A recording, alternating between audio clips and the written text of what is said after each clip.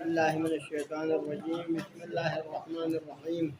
الحمد لله رب العالمين، وصلى الله على سيدنا محمد وعلى بيته الطيبين الطاهرين. اللهم صل على محمد وآل محمد. اما بعد، بات ہم کر رہے تھے کہ اگر حقیق تک طرف نہ ہو تو پھر اجتماعی طور پر بہت سارے ایسے مسائل عامہ والے جو معروف ہوتے ہیں، معاملات ہوتے ہیں عام، ہم دیگر معاشرے کے افراد اس کو بجا لا سکتے ہیں یا بجا نہیں لا سکتے ہیں۔ تو پھر کہا کہ فقیر تک طرف نہ ہو، اور ہمیں معلوم ہے کہ یہ ایسے بہت مسئلہ ہے جس کا بجا لانا ضروری ہے، پھر کوئی بھی اس کو انجام دے سکتا ہے۔ لیکن سوال یہ ہے کہ آیا اس مومن کے اندر جس کو یہ پرستی حاصل ہے اس کے اندر عدالت شرط ہے یا نہیں، اس کو عادل ہونا چاہیے یا نہیں ہونا چاہیے، ہمارے موضوع بحث ہیں۔ تو سابقہ بحث کے اندر ایک روایت کا ہم نے ذکر کیا تھا کہ اس میں امام نے فرمایا، عبدالحمید نے امام سے سوال کیا تھا کہ ایک بندہ رحلت ہوا، اس کے بعد اس کے کچھ اولاد ہیں، اس کی کنیزیں ہیں، اس کو فروغ کرنے کے لیے اس نے کوئی وصیت وغیرہ نہیں کی ہے، اگر کوئی اس کو فروغ کرے حج قاضی کے حکم سے تو کیا کر سکتا ہے؟ نہیں کر سکتا۔ امام نے کیا فرمایا؟ عبدالحمید تھا راوی، اس سے کہا کہ اگر تم جیسا راوی سے راوی نے عبدالحمید کے بارے میں پوچھا تھا، تو امام نے فرمایا کہ اگر تم جیسا اور عبدالحمید جیسا کوئی بندہ ہو تو پھر کر سکتا ہے، ویسا نہیں کر سکتا ہے۔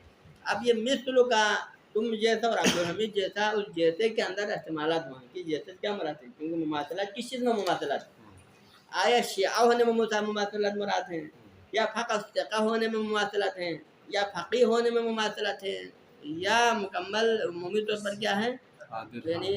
نواب امام ہونے کے اجتماعی معاملات میں مماثل ہیں۔ اس میں چار احتمالات ہیں، تو لہٰذا ہم نے فقیہ ہونے والا احتمال کو ختم کیا ہے، کیونکہ فقیہ ہونے والا احتمال ہونے کے اسلام میں پھر امام اس کے اندر تعذر کے قید ہونے کی قید لگانا چاہتا ہے، لیکن یہ تعذر والا قید نہ لگانے کا مطلب یہ ہے کہ یہ مراد نہیں ہے۔ اب باقی تین احتمالات میں دار مدار ہیں۔ کون سا احتمال ہے؟ تو ہم نے کہا کہ ان تین احتمالات میں سے جو اخص والا احتمال عدالت ہے، کیونکہ جب کوئی کام خلاف حاصل ہو، کوئی ایسی چیز جو خلاف حاصل، کیونکہ ایک بندے کا دوسرے کے اوپر تصرف کا حق حاصل ہونا، کسی کو دوسرے پر ولایت حاصل ہونا، یہ خلاف حاصل ہے۔ اصل اول یہ ہے کہ کسی کو بھی کسی پر کوئی ولایت حاصل نہیں، تو خلاف حاصل مسئلے میں کیا کیا جاتا ہے؟ قدر متعین پر اکتفا کیا جاتا ہے، اور قدر متعین ان میں سے کون سا احتمال ہے؟ اخص والا احتمال، جو عدالت والی شرط والی بات ہے، تم جیسا عادل ہو تو کر سکتے ہیں۔ تو جو کہ قدر متعین یہ اضیق دائرتاً و اخص والا ہے، تو اس بنا پر ہم اس روایت کو کس پہ عمل کریں گے؟ اس پہ عمل کریں گے۔ تو اس سے کیا ظاہر ہوتا ہے؟ عدالت کی شرط ہونا ثابت ہو جاتا ہے، ختم ہو جائے۔ اس روایت سے نتیجہ کیا نکلا؟ عدالت کی شرط ہونے کی ذات تک ظاہر ہو گیا، صریح نہیں ہے، لیکن ہم نے اس کے ظاہر سے احتمالات کو بنا پر ہم نہیں دیکھا۔ ولیکن ظاہر من بعض الروایات، اس کے مقابلے میں جب ہم دیگر بعض روایات کے ظاہر کو دیکھیں تو کیا ظاہر ہوتا ہے؟ کفایت الامانہ، کہ فقط امانت دار ہونا کافی لگتا ہے، اور ملاحظۃ مصلحت الیتیم، اور روایات میں کیا ظاہر ہوتا ہے کہ اگر یہ بندہ جو کام کرنے والا یتیم کی مصلحت کو مد نظر رکھے تو پھر یہی کافی ہے، اس کا عادل ہونا ضروری نہیں ہے۔ تو نتیجتاً یہ دوسری روایت کیا بنے گا؟ فیکون مفسرا للاحتمال الثانی فی الوجہ المماثلۃ المذکور فی الباب۔ تو نتیجتاً یہ دوسری روایت پہلی روایت کے احتمالات کے لیے مفسر بن جائے گا۔ کیا؟ کیونکہ ہمیں پہلے روایت میں احتمالات میں سے کون سا احتمال مراد سے پتہ نہیں تھا نا، لیکن یہ دوسری روایت کیا کہتا ہے؟ یہ دوسری روایت پہلے روایت کی تفسیر کر کے کہتا ہے کہ پہلی روایت میں جو احتمال مماثلت سے مراد مماثلت ثقہ ہے، احتمال ثانی کیا ہے؟ ثقہ ہونے میں مماثلہ تھا نا، تو یہ دوسری روایت اسی احتمال ثانی کی تفسیر کرتا ہے کہ یہاں پر مثل سے کیا مراد ہے؟ مثل فی الثقہ، ثقہ ہونے میں مثل ہونا جائے، عدالت میں مثل ہونے کی ضرورت نہیں ہے۔ تو لہٰذا فیکون مفسرا، یہ روایت ثانی، یہ حدیث ثانی مفسر بن جائے گا۔ کس چیز کی مفسر؟ للاحتمال الثانی فی وجہ المماثلۃ المذکورہ، اوپر روایت صحیحہ کے اندر مماثلت کے احتمالات میں سے احتمال ثانی کی توضیح کرتا ہے کہ یہ مراد ہے حجم۔ تو نتیجتاً اس سے کیا ثابت ہوا؟ اگر بندہ ثقہ ہو، یتیم کی مصلحت کو مد نظر رکھے تو پھر اس کے لیے تصرف کرنے کا حق حاصل ہے، ختم ہو گیا۔ اب ایک اور روایت اس کے مقابلے میں، ففی صحیحۃ علی ابن رعاب۔ اب یہ روایت کون سی؟ ابھی ہم سامنے نہیں آیا نا، ہم نے کہا کہ بہت بھی روایت ہے جو ثقہ ہونے کو ضروری کافی سمجھتا ہے۔ کون سی روایت ہے؟ یہ روایت نمبر 1 صحیحۃ علی ابن رعاب کی روایت ہے۔ اس روایت میں کہا ہے کہ رجل مات، یہاں پر راوی نے پوچھا امام سے کہ رجل مات، یعنی یہ موضوع امام کے سامنے پیش کیا کہ ایک بندہ دنیا سے رحلت ہوا، وبینی وبینہ قرابۃ، اور میرے اور میت کے درمیان میں رشتہ داری تھی، وہ میرا رشتہ دار تھا، وہ میرے رشتہ داروں میں سے کوئی دنیا سے رحلت ہوا۔ دوسرا الفاظ میں وَتَرَكَ أَوْلَادًا صِغَارًا، اور اس نے اپنے پاس چھوٹے چھوٹے بچوں کو بطور یعنی وراثت کی چھوڑا۔ وہ ممالک، اور اس کے بعد جو اپنی مملوک سے مراد ہے غلام اور کنیزیں، غلمانً و جواری، اپنے پاس کچھ غلام اور کچھ کنیزیں اس نے بطور ارث چھوڑ دیا۔ ولم یوسی، اور اس نے مرتے وقت کسی کو وصیت نہیں کیا ان کے بارے میں۔ تو فما ترا، آپ کیا سمجھتے ہیں، آپ کے کیا نظر، امام سے پوچھا اس نے کہ آپ کے کیا نظر ہے فی من یشتری منہم الجاریہ، کیا ان افراد کے بارے میں آپ کا کیا خیال ہے کہ وہ اس بندے سے کیا کہتا ہے، ان سے جاریہ کو خریدتا ہے۔ حج فیتخذها ام ولد، پھر جاریہ کو خریدنے کے بعد ام ولد، یعنی مطلب ہے کہ جاریہ کو خریدنے کا مقصد اپنی نسل کو بڑھانے کے لیے، نسل کی خاطر جاریہ کو خریدتا ہے تاکہ اس کو ام ولد بنا دے، اپنا کنیز بنائے تاکہ اس سے نسل آگے منتقل ہو جائے۔ ہاں بھلائے وما ترا فی بیعہم، اور ان کی بیع کے بارے میں آپ کا کیا خیال ہے۔ ہاں جی، قالا، تو امام نے فرمایا ان کان لہم ولی، یعنی ان کنیزوں اور غلاموں کے اگر کوئی بندہ معاشرے کے اندر، یعنی کیونکہ یہاں پر کوئی خاص بندہ تو معین نہیں ہے نا، ان غلاموں کنیزوں کو خرید کرنے کے لیے کسی کو وصیت بھی نہیں کیا، کسی کو ولی بھی نہیں بنایا ہے، کسی کو وصی بھی نہیں بنایا ہے، کسی کو کوئی معین نہیں کیا ہے، تو لہٰذا کوئی معاشرے میں کوئی بھی بندہ اگر ان غلاموں اور کنیزوں کو فروغ کرنا چاہے تو کیا ہو سکتا ہے، کیا یہ صحیح ہے یا نہیں، یہ سوال اس میں ہے۔ تو قال، امام نے فرمایا ان کان لہم ولی، اگر ان کے لیے کوئی ولی اور سرپرست ہو، یقوم بامرہم، جو ان کے معاملات کو قیام کرے، ان کے معاملات کو حل کرے، اس کو مثلا آگے بے و شرع کے معاملات کو سنبھالے، با علیہم، اور وہ ان غلاموں کو کنیزوں کو فروغ کرے جن لوگ اس کو مشتری کے ہاتھوں جو خریدنا چاہتے ہیں، والنظر لہم، اور ان کے خاطر نظارت کرے، لہم کا مطلب لہم کے اشارہ کیا ہے کہ ان کے مصلحت کی خاطر ان کے معاملات پہ نظر رکھیں۔ حج وکان ماجور، یعنی وکان ماجورا فیہم، اور وہ کیا ہوگا پھر ان کے لیے، وہ ان کے لیے درمیان میں کیا ہوگا پھر وہ اجرا لے گا، ان کے جو جواب ان کے جو یعنی اس کا پیسہ ہے خرید و فروخت کرنے کے بعد ان کو اجر لے گا، یا ماجورا فیہم، ان کے حوالے سے یہ بندے کو یہ اجر ملے گا، یہ معنی ہو سکتا ہے۔ حاجی قل، تو پھر دوسرا سوال ہو، راوی نے دوسرا سوال کیا، فما ترا فی من، آپ ان لوگوں کے بارے میں کیا خیال رکھتے ہیں، ان کے بارے میں کیا شریعت حکم شرعی ہو سکتا ہے کہ یشتری منہم الجاریہ، کی جو ان لوگوں سے جو کس کنیزوں کو فروغ کرنا چاہتا ہے ان سے جاریہ کو خریدتا ہے، وہ یتخذہ ام ولد، کا جاریہ اور کنیز کو خریدنے کے بعد کیا قرار دیتا ہے، اس کو کنیز ام ولد قرار دیتا ہے، کیا یہ صحیح ہے یا نہیں ہے، اس میں کیا کرنا چاہیں۔ تو فقال، تو امام علیہ السلام نے فرمایا کہ لا بأس بذالک، کہ اس جاریہ کو خریدنے میں کوئی حرج نہیں ہے، لیکن کب، اس شرط کے ساتھ،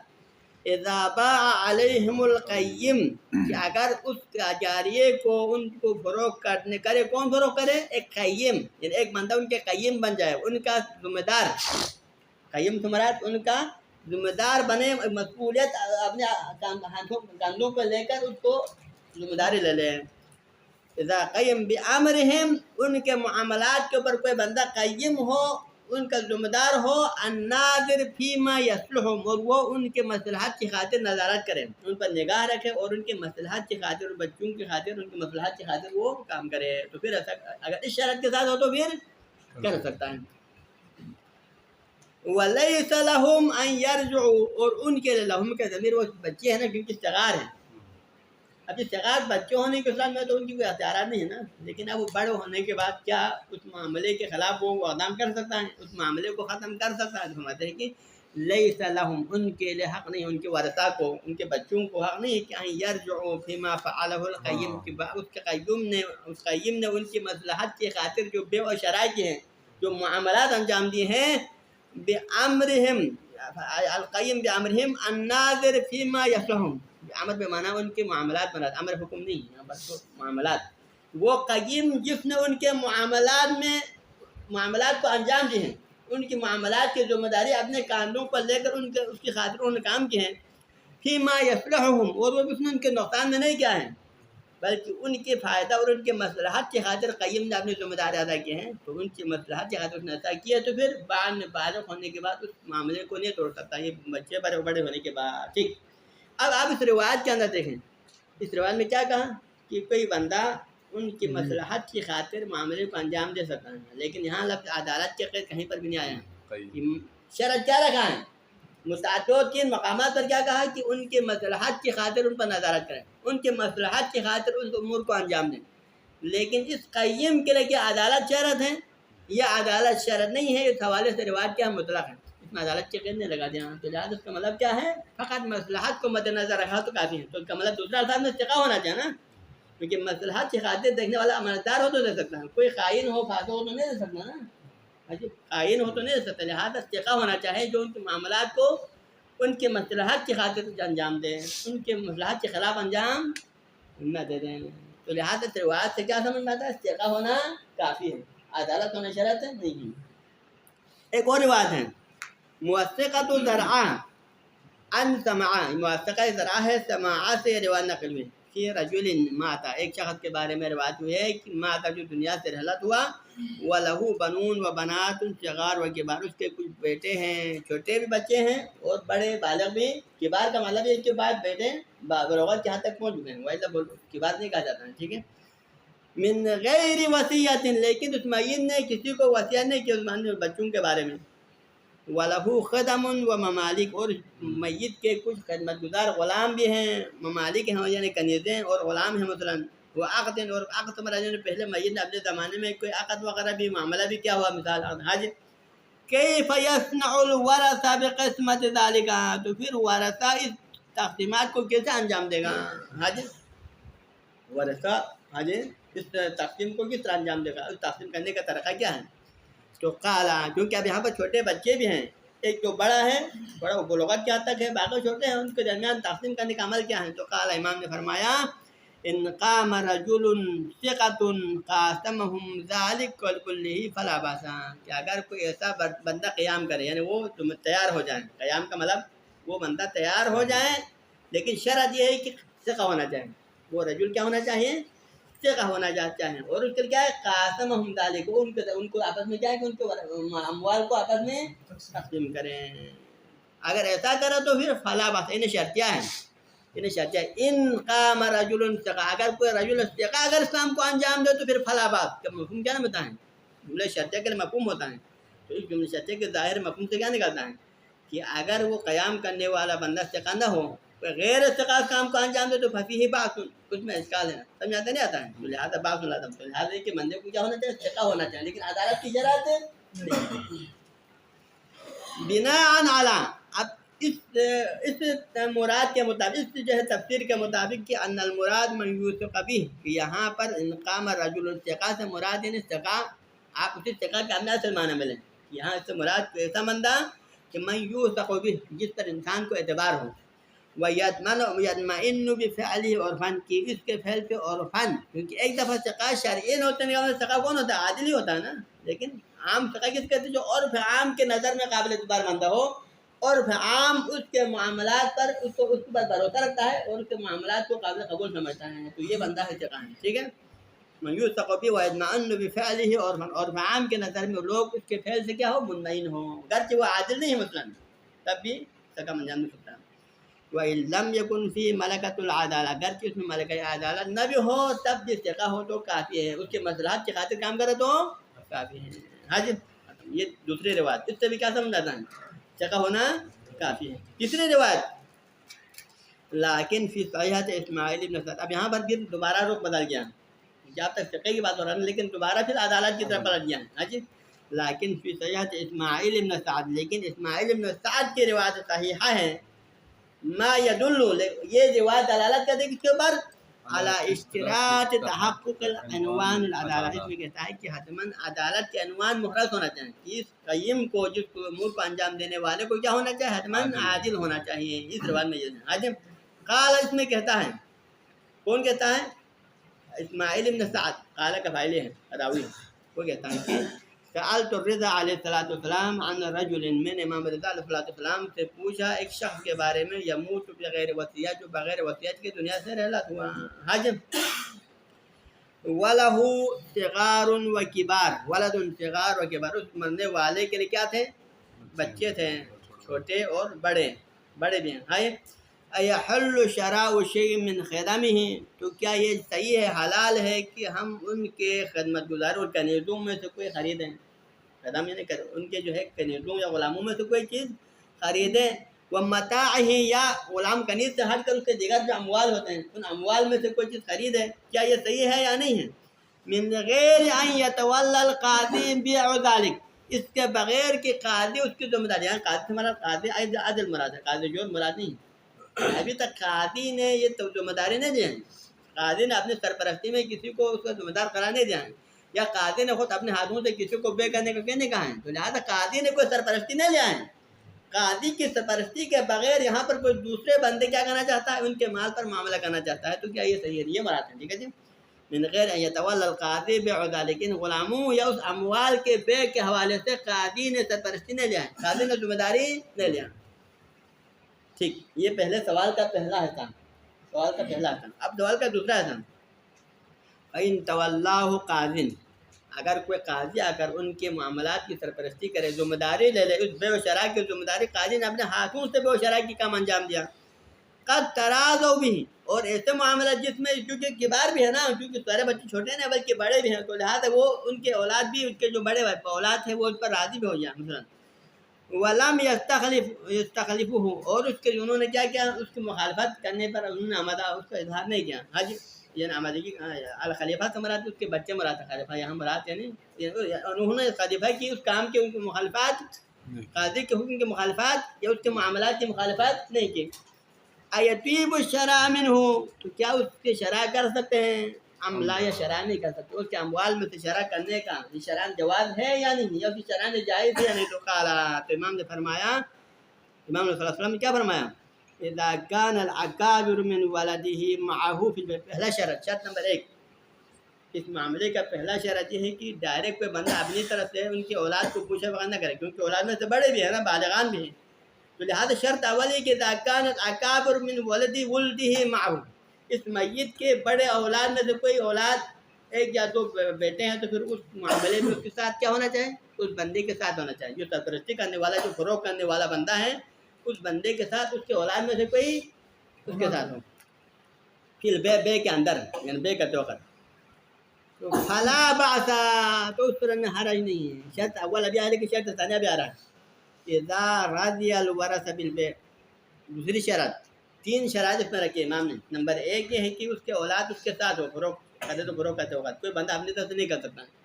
دوسری شرط یہ کہ اذا رضی الورث بالبیع، ورثہ سے مراد کون سا ورثہ، جو بڑے جو بچے اولاد ہیں وہ اس معاملے پر راضی بھی ہو جائے، 2 شرط۔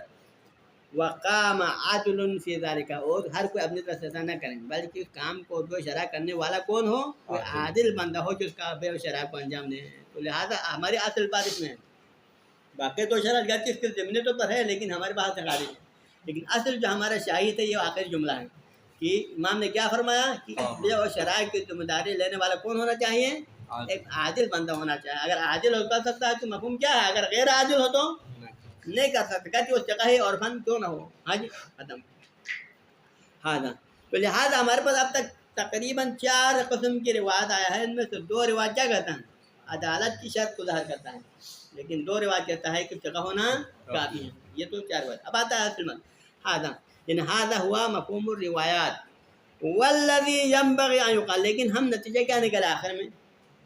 ہم کیا کہ نتیجہ کہ والذی ینبغی ان یقال، جو بات ہمارے لیے جہاں پر کہنا چاہیے مناسب ہے روایت کے نتیجے میں، وہ یہ ہے کہ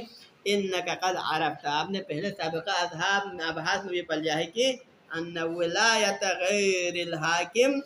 لا تثبت الا فی مقام یکون عموم نقلی او نقلی، ہم نے پہلے بھی تقریباً کہا نا ابتدائی بحث کے اندر کہ حاکم کی ولایت تو الگ موضوع ہے، لیکن ابھی ہمارے پاس حاکم کی ہٹ کر عام مومنین کی جو ہے ولایت کی بات آ رہا ہے نا، ولایت مومنین کی ولایت کے حوالے سے، تو اگر حاکم کی ولایت کے علاوہ کوئی دوسرا غیر حاکم اگر لوگوں کے معاملات کی سرپرستی کرنا چاہے تو اس کے معاملات میں ولایت غیر الحاکم لا تثبت، حاکم کے علاوہ کسی دوسرے کی ولایت کسی دوسرے پر ثابت نہیں ہوتا، الا فی مقام، مگر چند مقامات پر ہو سکتا ہے۔ کون سے مقامات پر؟ نمبر 1 یکون عموم عقلی، یا تو اس کے اوپر کوئی عموم عقلی ہو، یعنی کوئی عموم عقلی سے مراد جیسا کہ عقل مستقلات عقلیہ میں سے آپ کا عقل یہاں صراحتاً کہے کہ یہاں پر حتماً ایسا ہونا چاہیے اس کے بغیر کوئی جا رہا ہے، جیسا کہ ہم نے وہاں پر بچے کی جو ہے مال کی مثال دی کہ بچہ جو ہے وہ غرق ہو رہا ہے یا اس کو کوئی مثلاً نقصان آ رہا ہے، اس بچے کی جان بچانے کے لیے، اس کی جان چھڑانے کے لیے اس کے مال میں تصرف کرنے کی ضرورت ہے۔ جب تک آپ بچے کے مال میں تصرف نہ کریں اس کی جان کو جو ہم جو ہے نہیں بچا سکتے ہیں، پھر وہاں پر عقل کیا کہتا ہے؟ اس کی خاطر اہم و مہم کے مسئلے کے مطابق آپ اس کے بچے کے مال کو جو ہے اس کے بچانے پر خرچ کر سکتے ہیں۔ اگر کوئی ایسا عموم عقلی آ کر کے یہاں پر تصرف کر سکتا ہے کوئی دوسرا بندہ، ہر کوئی ایک او دلیل نقلی، یا کوئی دلیل نقلی اگر کہے کہ فلان فلان فلان مورد میں کوئی دوسرا بندہ دوسرے کے اموال میں تصرف کر سکتا ہے، کون سے دلیل نقلی ہے؟ فقط دلیل نقلی اکیلا نہیں بلکہ یدل علی رجحان التصدی لذلک المعروف، یعنی ایسا دلیل نقلی جو دلالت کرے کہ اس معروف کو بجا لانا یہاں راجح ہے، یعنی آپ کے لیے رجحان ہے کہ اس معروف کو فلان مقام پر انجام دینا چاہیے، ایسا کوئی دلیل نقلی آ کر کا ہے تو پھر جا کے آپ کو اس میں تصرف کرنے کا حق حاصل ہو جاتا ہے۔ ٹھیک، صورت ثانی، صورت ثالث او یکون ہناک دلیل خاص، یا کہ کوئی دلیل عموم عقلی بھی نہیں ہے یا دلیل نقلی عام بھی نہیں ہے بلکہ خاص دلیل خاص موجود ہے، اور وہ دلیل خاص کیا کہتا ہے؟ یدل علی، جو کسی خاص مورد کے بارے میں کوئی دلیل خاص کا ذکر کرتا ہے کہ فلان مورد میں آپ کو تصرف کرنے کا حق حاصل ہے، کسی خاص مورد کے بارے میں دلیل خاص کہتا ہے کہ فلان مورد میں کوئی بھی بندہ اس میں تصرف کو انجام دے سکتے ہیں۔ ہاں جی، نتیجتاً فما ورد فیہ نص خاص علی الولاء، تو نتیجتاً اب وہ دلیل خاص کے دیکھیں گے ہم کہ دلیل خاص کس طرح سے وارد ہوا ہے۔ فما ورد فیہ نص خاص علی الولاء، اگر کہیں پر نص خاص خود ولایت کے ثابت ہونے پہ دلالت کرے کہ یہاں تمہاری ولایت ثابت ہے، تم اس میں تصرف کر سکتے ہیں، تو کیا کریں گے؟ اتبع ذلک النص، تو پھر ہم اسی نص کی پیروی کریں گے عموماً، چاہے وہ نص اگر عام ہے تو نص عام کے تحت عمل کریں گے، اور خود اگر وہ دلیل عام جو ہے خاص جو ہے دلیل عام ہے تو اس کے عموم کے ہم پیروی کریں گے۔ اب فقط یشمل الفاسق وقد لا یشمل، اب یہ دلیل خاص و عام کیا ہو سکتا ہے؟ اس کے ہم ظواہر کو دیکھیں گے کہ یہ دلیل خاص بعض مورد میں ممکن ہے کہ دلیل خاص اگر فقط عادل کی جو ہے ولایت کو ثابت کریں کہ یہاں فلان فلان مورد ہے کہ جہاں پر کوئی بندہ دوسرے کے اموال میں تصرف کر سکتا ہے لیکن شرط یہ کہ وہ عادل ہو، یہ کہہ سکتا ہے بعض روایت، اور دوسرے بعض مقامات پر ممکن ہے کہ دلیل خاص عام ہے اور یہ کہیں کہ ہم سے کیا کہیں کہ یہاں پر تمہارے لیے تصرف جائز ہے، لیکن اس کے لیے کہیں کہ عادل ہونا شرط نہیں ہے، عام انسان جو جگہ ہو تب بھی کر سکتا ہے، تو لہٰذا ہم وہاں پر دلیل کا تابع ہیں، جس دلیل نہ اگر ہمیں کہے کہ فلان موقع پر عدالت شرط ہے تو ہم وہاں پر عدالت کے ساتھ بجا لیں گے، اور جہاں پر دلیل کا ہے کہ عادل کے بغیر بھی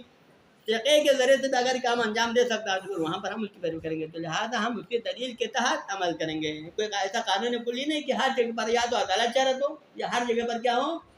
عدالت شرط نہ ہو، اتنا قانون کلی یہاں پر جاری نہیں کر سکتے ہیں۔ ہاں جی، اما ما ورد فی العموم، اب اس کے بعد فرض کر دلیل خاص، تو دلیل خاص کی بات ہو گیا نا، دلیل خاص یا عدالت کی شرط پر دلالت کرتا ہے یا نہیں کرتا، اب آتا دلیل عام، کہیں پر کوئی دلیل عام ہے تصرف کے جواز پر، تو پھر وہاں پر بھی اس کو مختلف کرتے ہیں۔ فالکلام فیہ یقع قد یقع فی جواز مباشرۃ الفاسق، اب اس دلیل عام میں دلیل عام نے کیا کہا کہ معاشرے کے بہت سارے ایسے معروف کے بارے میں دلیل عام نے کہا کیا کہا کہ کوئی بھی اس کو انجام دے سکتا ہے۔ ہاں جی، انسان فلان فلان مورد میں دوسروں کو امور کا انجام دینے کا حق حاصل ہے، یہ کہا نا، لیکن اب یہاں پر بحث ہوتا ہے قد یقع فی جواز مباشرۃ الفاسق، کیا ہے ڈائریکٹ اس کام کو دلیل عام نے تو کہا ہے کہ تم ہر کوئی اس معاملے و معروف کو انجام دے سکتا ہے، لیکن آیا کوئی فاسق مباشرتاً ڈائریکٹ اس کو انجام دینا چاہیے؟ فرض کرے آپ نے کہا کہ فاسق انجام دے سکتا ہے، لیکن فاسق کے اس سرپرستی کو انجام دینے کے لیے فقیہ کی یا وہ حاکم کی اذن شرط ہے یا اس کے شرط کے بغیر بھی بجا لا سکتے ہیں، اس کو ہم کل کر رہے ہیں میرے خیال میں، کیونکہ یہ بات تھوڑا مربوط بات ہے، اس کو کل سے ہم ابتدا سے پڑھیں گے، ٹھیک ہے؟ تو صلی اللہ علیہ سیدنا محمد وآل بیت الطیبین الطاہرین۔